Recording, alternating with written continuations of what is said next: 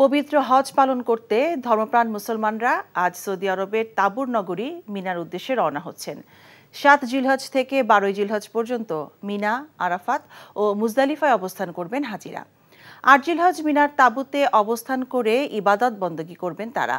৯ জিলহজ হাজিরা সূর্যাস্ত পর্যন্ত অবস্থান করবেন আরাফাতের ময়দানে। ১০ জিলহজ ফজরের নামাজ আদায় করে মুজদালিফা থেকে তারা ফিরবেন মিনায়। এরপর পশু কুরবানি ও মাথা মুন্ডন করে মক্কা শরীফ তাওয়াফ করবেন। শয়তানকে নিক্ষেপ করবেন পাথর। আরও জানাচ্ছেন রানা মনসুর। পবিত্র মক্কা নগরীর মসজিদুল হারাম থেকে প্রায় ৯ কিলোমিটার দূরে তাবুর নগরী মিনা।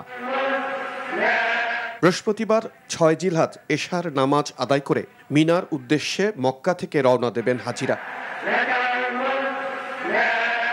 হজের অংশ হিসেবে তারা ৭ জিলহজ শুক্রবার থেকে ১২ জিলহজ বুধবার পর্যন্ত মিনা, আরাফাত এবং মুজদালিফায় অবস্থান করবেন। মিনায় থাকার জন্য প্রয়োজনীয় জিনিস সঙ্গে নেবেন হাজিরা, কেননা ৬ দিন পর আবার হাজিরা বাসায় ফিরবেন। মিনায় কেউ যাবেন গাড়িতে, কেউ হেঁটে। পুরুষ হাজিরা মক্কার বাসায় অজু গোসল সেরে সেলাইবিহীন ২ টুকরো কাপড় পরে হজের নিয়ত করবেন। ইহরামের কাপড় ১ সেট পরে নিতে হবে, অতিরিক্ত আরেক সেট ব্যাগে রাখবেন। হাজিরা ৮ জিলহজ মিনায় সারাদিন থাকবেন। ৯ জিলহজ ফজরের নামাজ আদায় করে প্রায় ১৪ কিলোমিটার দূরে আরাফাতের ময়দানে সূর্যাস্ত পর্যন্ত অবস্থান করবেন। আরাফাতের ময়দান থেকে প্রায় ৮ কিলোমিটার দূরে মুজদালিফায় রাত যাপন এবং পাথর সংগ্রহ করবেন হাজিরা।